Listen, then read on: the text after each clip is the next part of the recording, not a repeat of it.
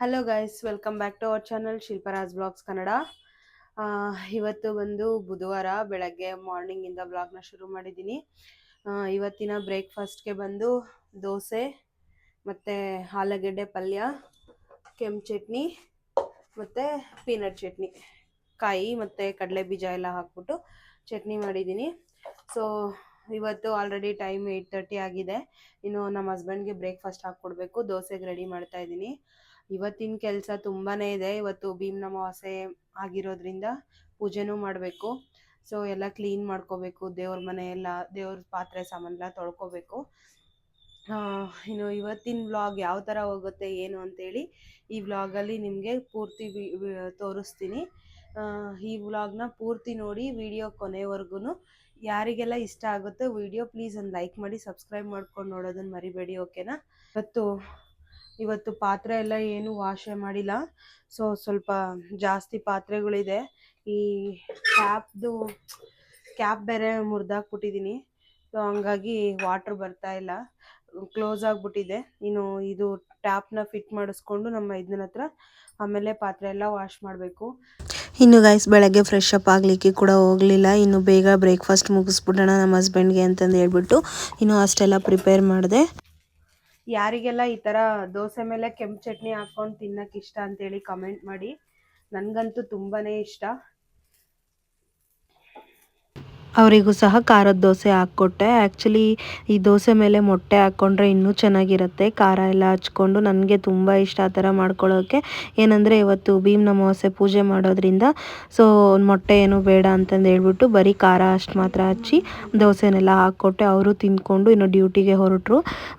ಇದು ಬಂದು ಇನ್ನು ಸಂಜೆಯಿಂದ ವ್ಲಾಗ್ನ ಕಂಟಿನ್ಯೂ ಮಾಡ್ತಾಯಿದ್ದೀನಿ.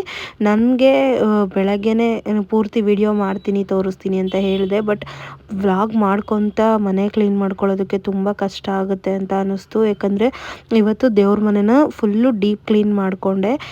ಯಾಕೋ ಮನಸ್ಸು ಫುಲ್ ಡೀಪ್ ಕ್ಲೀನ್ ಮಾಡಿದೆ, ಪೂಜೆ ಮಾಡಬೇಕು ಅಂತಲೇ ಅನ್ನಿಸ್ಲಿಲ್ಲ. ಇನ್ನು ಹಂಗಾಗಿ ಫುಲ್ಲು ಫಸ್ಟು ದೇವ್ರ ಮನೆ ಎಲ್ಲ ಡೀಪ್ ಕ್ಲೀನಿಂಗ್ ಮಾಡ್ಕೊಂಡ್ಮೇಲೆ ಇನ್ನು ಆಗಲೇ ಹೇಳ್ದಂಗೆ ನಲ್ಲಿದು ಟ್ಯಾಪ್ ಬೇರೆ ಮುರಿದಾಕಿದೆ. ಸೊ ಅದನ್ನು ನಮ್ಮ ಇದನ್ನ ಬಂದು ಫಿಟ್ ಮಾಡಿಕೊಟ್ಟೋದ್ರು. ಅದಾದಮೇಲೆ ಫಸ್ಟು ಪಾತ್ರೆ ಎಲ್ಲ ವಾಶ್ ಮಾಡ್ಕೊಂಡ್ಮೇಲೆ ಇನ್ನು ದೇವ್ರ ಮನೆಯೂ ಡೀಪ್ ಕ್ಲೀನಿಂಗ್ ಮಾಡಿಕೊಂಡು ಅದಾದಮೇಲೆ ದೇವ್ರಿಗೆ ಪಾತ್ರೆ, ದೇವ್ರ ಸಾಮಾನು ಏನಿರುತ್ತೆ ನೋಡಿ ಅದನ್ನೆಲ್ಲನೂ ಚೆನ್ನಾಗಿ ವಾಶ್ ಮಾಡಿಕೊಂಡು ಇನ್ನು ದೇವ್ರಿಗೆ ಪೂಜೆಗೆ ಅಂತಂದು ಹೇಳ್ಬಿಟ್ಟು ಎಲ್ಲ ರೆಡಿ ಮಾಡ್ಕೋತಾ ಇದ್ದೀನಿ ಈಗ. ಇನ್ನು ದೇವ್ರಿಗೆ ಎಲ್ಲ ಕಳಸ ಮತ್ತು ಮುಖವಾಡ, ಅರಶಿನ ಕೊಂಬು, ಈ ಸತಿ ಅರಶಿನ ಕೊಂಬನ್ನ ಕಟ್ಟಿರೋದು. ಮುಂಚೆ ಎಲ್ಲ ಕಟ್ತಾ ಏನಿರಲಿಲ್ಲ ಅಷ್ಟೊಂದಾಗಿ. ಇನ್ನು ಇವತ್ತು ಪೂಜೆಗೆ ಎಲ್ಲ ರೆಡಿ ಮಾಡಿಕೊಂಡು ಫಸ್ಟು ದೇವ್ರ ಮನೆನ ಸಿದ್ಧತೆ ಮಾಡಿಕೊಂಡೆ. ಅದಾದಮೇಲೆ ಇನ್ನು ರಂಗೋಲಿ ಬಿಡೋದಕ್ಕೆ ಅಂತಂದು ಹೇಳ್ಬಿಟ್ಟು ಹೊರಗಡೆ ಮ್ಯಾಟ್ ಹಾಕ್ಕೊಂಡು ಕೂತ್ಕೊಂಡಿದ್ದೆ. ಅಲ್ಲಿಗೂ ಸ್ವಲ್ಪ ಮಳೆ ಎಲ್ಲ ಬರ್ತಾ ಇತ್ತು. ಅದು ಸ್ವಲ್ಪ ಒರೆಸ್ಕೊಂಡು ಹಂಗೆ ಹೊಸ್ಲ ಹತ್ರ, ಅದಕ್ಕೆ ದೊಡ್ಡದಾಗಿ ಏನು ಬಿಡೋದಕ್ಕೆ ಹೋಗಲಿಲ್ಲ ರಂಗೋಲಿನ. ಇನ್ನು ಚಿಕ್ಕದಾಗೆ ರಂಗೋಲಿ ಎಲ್ಲ ಬಿಟ್ಟು ಅದಾದಮೇಲೆ ಇಲ್ಲಿ ದೇವ್ರ ದೀಪನ ಹಚ್ತಾ ಇದ್ದೀನಿ. ಹಾಗೆ ಇವತ್ತು ಗ್ರಹಣವೂ ಇದೆ ಅಂತ ಹೇಳ್ತಾ ಇದ್ರು. ಬಟ್ ಗ್ರಹಣ ನಮ್ಮ ಕಂಟ್ರಿಲಲ್ಲ, ಅನದರ್ ಕಂಟ್ರಿಲಿ ಅಂತ ಹೇಳ್ತಾ ಇದ್ರು. ಹಂಗಾಗಿ ಆದರೂ ಸಹ ನಾನಿನ್ನು ಹೊರಗಡೆ ಆಚೆಗೀಚೆ ಎಲ್ಲೂ ಹೋಗಿರಲಿಲ್ಲ. ಇನ್ನು ಸಂಜೆ ಪೂಜೆ ಮಾತ್ರ ಮುಗಿಸ್ತಾ ಇದ್ದೀನಿ. ಪೂಜೆಗೂ ಮುಗಿಸ್ಕೊಂಡು ದೇವಸ್ಥಾನಕ್ಕೆ ಹೋಗ್ಬಿಟ್ಟು ಬರೋಣ ಅಂತಲೇ ಇತ್ತು ಮನಸ್ಸಲ್ಲಿ. ಇನ್ನು ಮನೇಲಿ ಬೇಡ, ಯಾವುದೇ ಆಗಿರಲಿ, ಬೇರೆ ಕಂಟ್ರಿಲಾದರೂ ಪರವಾಗಿಲ್ಲ, ದೇವಸ್ಥಾನಕ್ಕೇನು ಹೋಗೋದು ಬೇಡ ಗ್ರಹಣ ಅಂತಂದು ಹೇಳಿದ್ರೆ ಸರಿ ಬಿಡು ಅಂತಂದು ಹೇಳ್ಬಿಟ್ಟು ಇನ್ನು ಮನೆಯಲ್ಲೇ ಮನಸ್ಸು ನೆಮ್ಮದಿ ಆಗೋ ಥರ ಪೂಜೆನ ಮಾಡಿಕೊಂಡೆ. ಇವತ್ತು ದೇವ್ರ ಮನೆ ಡೀಪ್ ಕ್ಲೀನ್ ಮಾಡಿರೋದ್ರಿಂದನೋ ಏನೋ ಗೊತ್ತಿಲ್ಲ, ಮನಸ್ಸಂತೂ ತುಂಬಾ ಒಂಥರ ಹ್ಯಾಪಿ ಮೂಡಲ್ಲಿ, ಹ್ಯಾಪಿ ವೈಬ್ಸ್ ಅಂತಲೇ ಹೇಳ್ಬೋದು. ಪೂಜೆ ಅಂತೂ ತುಂಬ ಚೆನ್ನಾಗಿ ಮಾಡಿಕೊಂಡೆ ಅಂತ ಅನ್ನಿಸ್ತು. ಡೈಲಿ ನಾರ್ಮಲಾಗಿ ವೀಕ್ಲಿ ವಾರ ಪೂಜೆ ಮಾಡೋದಕ್ಕಿಂತನೂ ಈ ವಾರ ಪೂಜೆ ಮಾಡಿರೋದ್ರಲ್ಲಿ ಇವತ್ತು ಪೂಜೆ ಮಾಡಿದ್ದು ತುಂಬಾ ಮನಸ್ಸಿಗೆ ಸಮಾಧಾನ ಅನ್ನಿಸ್ತಾ ಇತ್ತು. ಅದೇ ಥರ ದೇವ್ರ ಮನೆಯಲ್ಲಿನೂ ತುಂಬ ಚೆನ್ನಾಗಿ ಕಾಣಿಸ್ತಾ ಇತ್ತು ದೇವರು ಅಂತ ಅನ್ನಿಸ್ತು.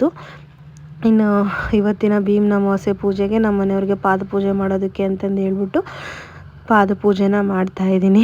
ಇನ್ನು ಕಾಲೆಲ್ಲ ವಾಶ್ ಮಾಡಿ ಆಮೇಲೆ ಫಸ್ಟು ವಿಭೂತಿನ ಹಚ್ಬಿಟ್ಟು ಅದಾದಮೇಲೆ ಅರಶಿನ ಕುಂಕುಮನ ಇಟ್ಬಿಟ್ಟು ಹೂವು ಎಲ್ಲ ಇಟ್ಟು ಅಂಗದಾರ ಮಾಡ್ಕೊಂಡಿದ್ದೆ ನೋಡಿ, ಅದನ್ನು ಕಟ್ಕೊಂಡು ಪೂಜೆನ ಮಾಡ್ತಾಯಿದ್ದೀನಿ.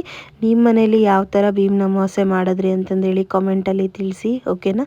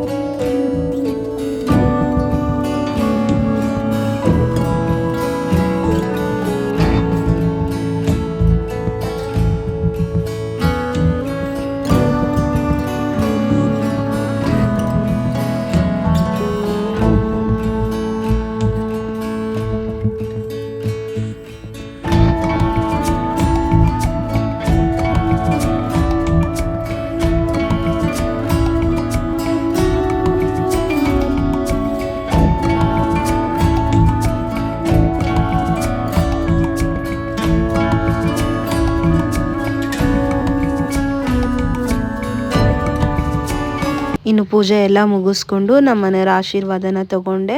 ಇನ್ನು ಇವತ್ತು ಸ್ಪೆಷಲ್ ಏನೂ ಮಾಡಿರಲಿಲ್ಲ ಮನೇಲಿ, ಬರೀ ಚಿತ್ರಾನ್ನ ಮಾಡ್ಕೊಂಡಿದ್ದೆ ಅಷ್ಟೇ ಒನ್ ಟೈಮ್ಗೆ ಅಂತಂದೇಳಿ. ತುಂಬಾ ಸುಸ್ತಾಗಿತ್ತು ಬೆಳಗ್ಗೆಯಿಂದ ಒಬ್ಬಳೇ ವರ್ಕ್ ಮಾಡ್ಕೋತಾ ಇರೋದ್ರಿಂದ. ಇನ್ನು ಗಾಯ್ಸ್, ಈಗ ತಾನೇ ಭೀಮ್ನ ಅಮಾವಾಸ್ಯೆ ಪೂಜೆ ಮುಗೀತು.